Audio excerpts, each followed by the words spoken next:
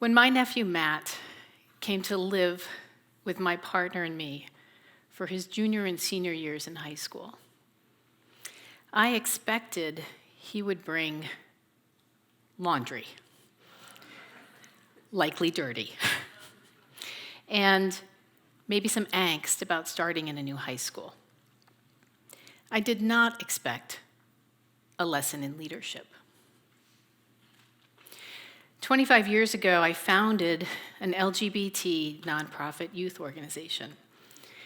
I had a title, an organization, recognition, and people called me a leader. I questioned whether or not this was leadership. And if it was leadership, which I was questioning, I thought real leadership needed to be something way bigger to change the world. And because I was so focused on leadership needing to be big, to be world-changing, I definitely didn't think that leadership was something that happened within my intimate relationships with family and friends. Then came Matt.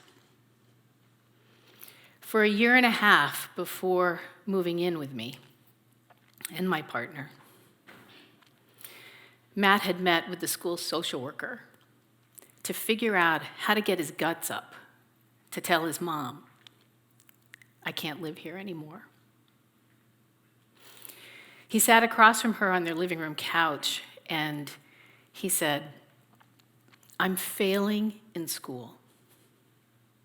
I need to be somewhere with less chaos so that I can get my grades up because I want to go to college. And that's not going to happen here."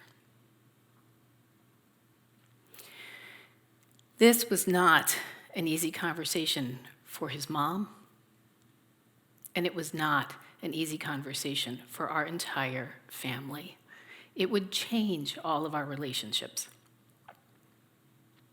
But it was, we all acknowledged, an uncomfortable truth. And Matt had named it for all of us to face. As a family, we met this new reality. I became a legal guardian with his mom, and Matt moved towns and transferred schools to begin his steady and difficult march to move from failing high school student to college first year. During his junior year, not long after moving in with us, he encountered a serious friendship dilemma.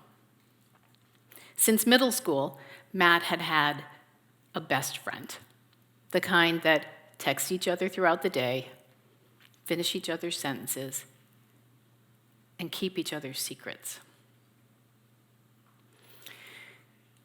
That friend told Matt they were thinking about suicide, and then said, "You can't tell anyone." Matt knew if he told anyone, he risked losing this friendship. He went to the school nurse and he talked it out. And then he called the friend's mom. And he got the friend help. Their friendship went dark for a long time. And though they are friends again, and everyone knows Matt did the right thing, it's not the same. Matt was getting pretty good at getting himself and others to face and live with uncomfortable truths.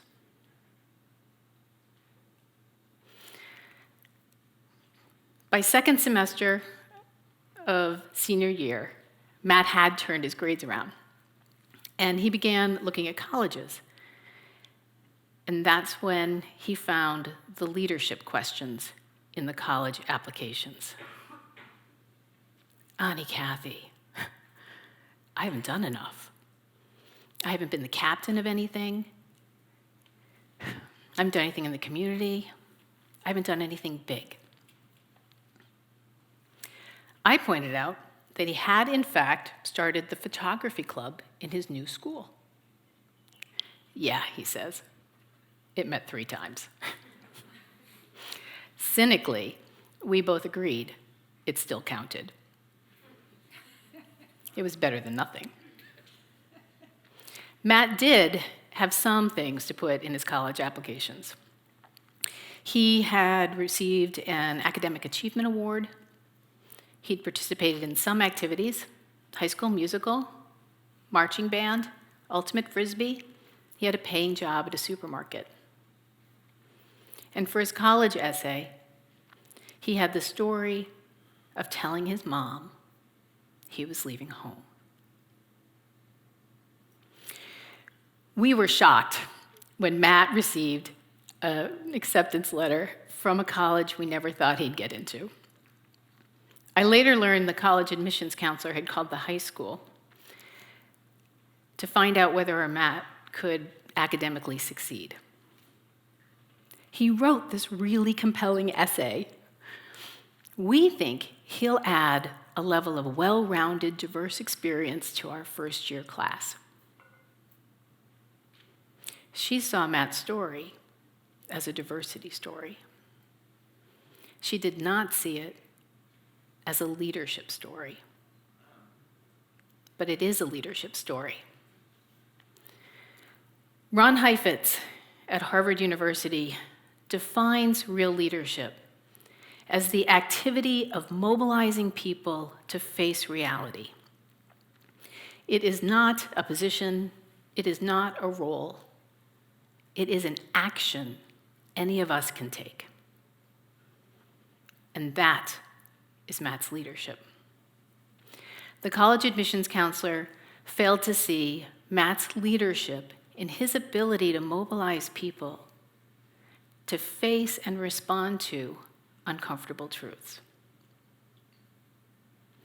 And when I examined my own leadership, the leadership I had been questioning, I realized that 25 years ago, I mobilized a community to face a reality they really didn't want to face. That LGBT youth existed, and that we were failing them, and that we as a community had a responsibility to find solutions. We changed thousands of lives. My leadership was not in having a position. It wasn't in having a title or an organization or in recognition. My leadership was in mobilizing people to face and respond to an uncomfortable truth.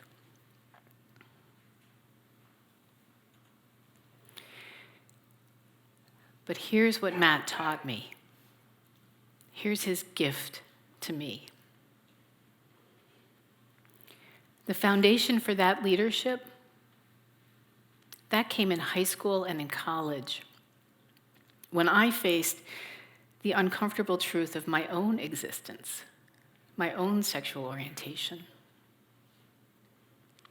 Up until Matt, I hadn't thought that those painful, hard, scary conversations with my friends and family, I hadn't thought that those conversations about being a lesbian that I had to get my guts up for, that those were the actions of leadership. I just thought those hard, scary, painful conversations that we have with family and friends were just that, the hard conversations we have with family and friends, not the stuff of leadership. But they are the stuff of leadership. It's the leadership Matt took to save his own life. It's the leadership Matt took to save his friend's life.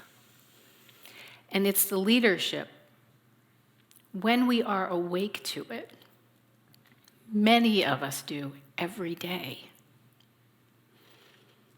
It's the leadership, one relationship at a time,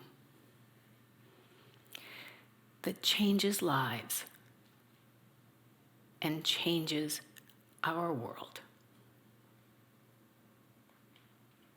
Matt recently called me from college, and he's supposed to play the lead in a comedy skit.